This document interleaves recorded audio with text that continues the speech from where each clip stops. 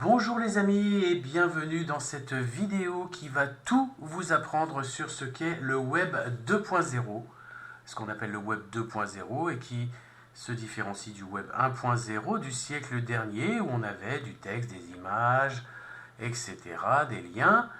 Le Web 2.0, c'est la notion de formulaire. Elle est essentielle de nos jours et ce depuis quand même une vingtaine d'années, au moins. Les formulaires, qu'est-ce qu'un formulaire? Un formulaire HTML. On est ici dans un formulaire, un exemple de formulaire, où on a en fait des zones dans lesquelles on peut cliquer à la souris. Ici, effectivement, vous voyez qu'on peut saisir. Ce sont des zones de saisie. Là, il nous demande un nom. On a ici, en fait, prénom, nom. Et le fait de cliquer sur ce qu'on appelle le label ou l'étiquette nous permet de mettre le curseur dans la zone qui correspond.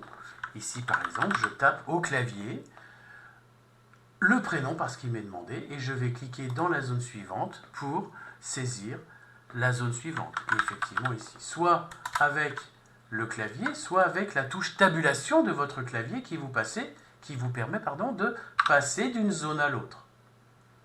D'accord? Ou Shift tabulation pour revenir à la saisie de la zone précédente. D'accord? Dans la mesure où la zone est sélectionnée, vous voyez qu'ici le nom code est sélectionné, rien ne nous empêche de taper directement ce qu'on veut remplacer par ce qu'on va taper au clavier. D'accord?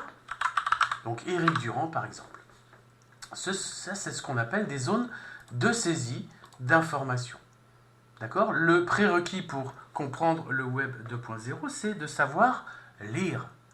Si on sait que prénom ici correspond à la zone qui est à droite, alors souvent le label, il peut arriver que le label soit au-dessus, mais on comprend que là le prénom, en face on doit écrire son prénom, et au niveau du nom, on écrit son nom.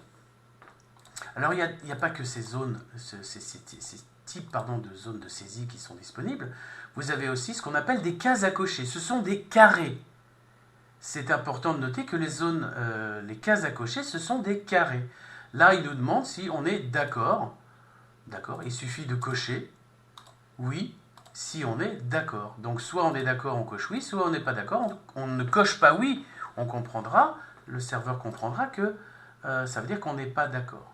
Là, j'en ai mis deux exprès. Par exemple, ici, libre. On peut être libre et pas d'accord et pas libre, d'accord et pas libre, ou les deux. En fait, les cases à cocher sont indépendantes les unes des autres. C'est-à-dire qu'ici, la zone d'accord et la zone libre sont complètement indépendantes les unes des autres. On peut avoir plusieurs choix disponibles. OK ? Si l'élément à sélectionner a plus de deux valeurs possibles, à savoir plus qu'un oui-non, ici par exemple une couleur est à choisir, bleu, rouge et vert, on ne peut pas faire ça sous forme de case à cocher, mais sous forme de ce qu'on appelle des radio-boutons. Un radio-bouton, ce sont des ronds, les cases à cocher sont carrées, les ronds ici représentent les valeurs possibles qu'on choisit au niveau d'une couleur. Par exemple, je choisis soit bleu, soit rouge, soit vert, etc. etc. Ok? Ce qu'il faut noter, c'est qu'il y a un radio-bouton, une zone ronde. Une fois qu'on en a choisi une, on peut plus décocher. C'est-à-dire que là, si je ne choisis plus, je veux plus choisir de couleur, c'est trop tard. Hein, j'ai choisi un des choix possibles, etc. Ce qui n'est pas le cas des cases à cocher qu'on peut toujours décocher. Si la liste des choix possibles est trop longue, souvent c'est ce qu'on appelle ici une combo, une liste déroulante, comme ici le pays. Imaginez ici que j'ai le pays. Vous voyez le focus à chaque fois, hein, il y a une zone, c'est là où est le curseur. Là j'ai le curseur sur le prénom, vous voyez qu'il y a une zone bleue qui indique que c'est là, quand je tape au clavier, qu'il va se passer quelque chose. CTRL Z pour annuler. Je vais remettre Jean, bon par exemple, ok, Jean. Donc je reviens sur le pays ici. Souvent, ce qu'on appelle une combo box, hein, ou une liste déroulante, hein, est symbolisée ici par une petite flèche ici qu'il suffit de cliquer pour lister les valeurs possibles de la sélection. Ok, si je prends Autriche, voilà, je peux changer d'avis, je prends Angleterre. Ok, mais tout cela peut se faire au clavier. Hein, si on appuie sur la touche F4 de son clavier, ça ouvre la combo box. D'accord?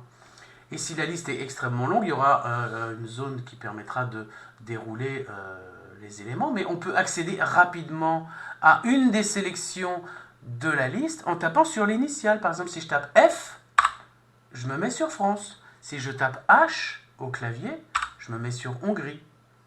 Et vous voyez qu'il y a Angleterre, Allemagne, Autriche qui, tous les trois, commencent par la lettre A. Et si je fais A,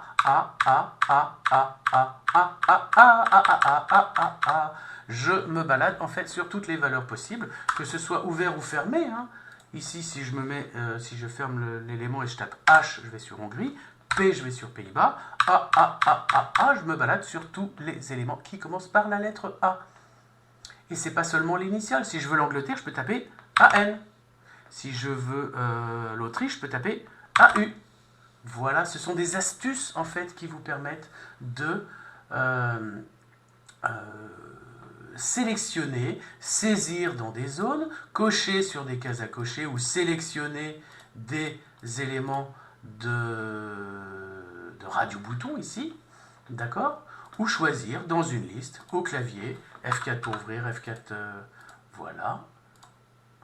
Ok. Et ça existe depuis des années, mais je pense que personne, enfin, pas personne, mais peu de gens le savent, et ce que je vous annonce ici, ce que je vous raconte, est spécifique à ce qu'on appelle le web 2.0. Un web 2.0, qu'est-ce que c'est le web? Qu'est-ce que c'est que l'utilisation du web de nos jours, des applications web?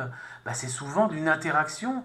Ce sont des formulaires, on crée un compte, on remplit des formulaires pour créer une petite annonce, par exemple.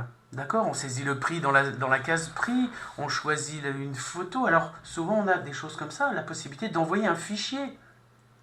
Un fichier, qu'est-ce que c'est? C'est la possibilité, ici, de parcourir notre disque dur. Là, je prends par exemple une photo, parce qu'il nous demande un fichier. Voilà. Donc, on a des zones de saisie.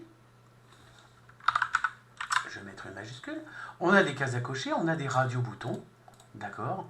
On a des listes de sélection pour choisir ce qui nous intéresse, et on a aussi la possibilité d'envoyer des fichiers.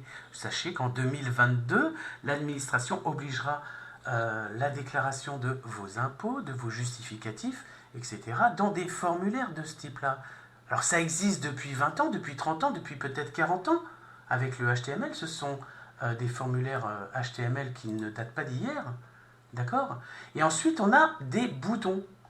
Donc souvent, c'est symbolisé avec des rectangles comme ça, qui sont souvent coloriés, peut-être avec une icône. Par exemple, si je veux envoyer ce formulaire avec ce prénom, ce nom, ces éléments, je fais envoyer, je clique sur cet élément. En fait, ce qu'on a fait avec notre navigateur, on a simplement envoyé ces informations, un prénom, un nom, ces éléments qu'on a cochés, cette couleur ici qu'on a sélectionnée, ou le pays qu'on a pris dans une liste, et voir des fichiers ici qu'on a envoyés sur un serveur web. D'accord? Donc c'est extrêmement important de savoir ça. Les prérequis dont je parle pour utiliser le web 2.0, savoir utiliser une application web, c'est savoir, il y a 3 éléments à connaître, à savoir. La première chose, c'est de savoir lire. Prénom, nom, couleur, etc. Ce sont les étiquettes qui sont à gauche ou au-dessus, souvent aussi, des zones dans lesquelles on doit saisir, ou cocher, ou sélectionner, ou parcourir pour aller piocher un fichier qui nous demande. Premier prérequis, savoir lire. Deuxième prérequis, savoir cliquer. Alors ça peut être à la souris, on se balade à la souris sur les zones, on passe d'une zone à l'autre avec la touche tabulation. Là je suis sur le prénom, je fais tabulation, je fais tabulation, tabulation, tabulation. Avec les touches haut et bas, là je n'utilise pas la souris, j'utilise mon clavier pour me balader. Là je vais sur le pays, j'ouvre pas forcément la zone, F4 pour l'ouvrir, haut et bas, là je n'utilise pas la souris du tout pour faire tout ça. Tabulation, etc. Et une fois que le focus, on le voit le focus. Hein, c'est la zone, hein, ici on a une zone un petit peu bleue qui permet de savoir où est-ce qu'on est finalement. Hein, c'est là où le curseur clignote, etc.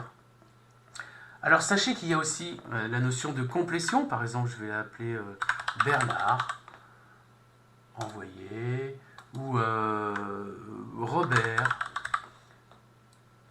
envoyé. Ce qu'on appelle la complétion dans un formulaire, c'est que le navigateur que vous utilisez se rappelle de ce que vous avez déjà saisi dans une zone. Quand on vous demande une adresse, souvent, vous pouvez simplement cliquer pour que ça vous propose toutes les valeurs que vous avez déjà pu saisir dans un champ. Là, ça peut être Bernard.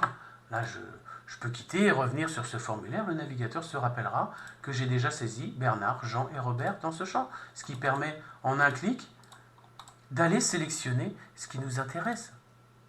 Ok? Donc voilà maintenant. Voilà là-dessus. Donc premier prérequis, savoir lire. Deuxième prérequis, savoir cliquer. Et troisième prérequis, savoir au minimum utiliser son clavier pour taper, saisir les éléments qui nous sont demandés dans les zones correspondantes. D'accord? Au clavier, là je fais droite et gauche pour déplacer mon curseur à l'intérieur de l'élément. Sélectionner avec Shift, je peux sélectionner la zone. On voit qu'ici que Jacques est complètement sélectionné et la sélection est effacée si j'appuie, si je saisis autre chose. D'accord? Tabulation, Shift tabulation. D'accord, Paul. Et on va extrêmement vite là-dessus. C'est la moindre des choses.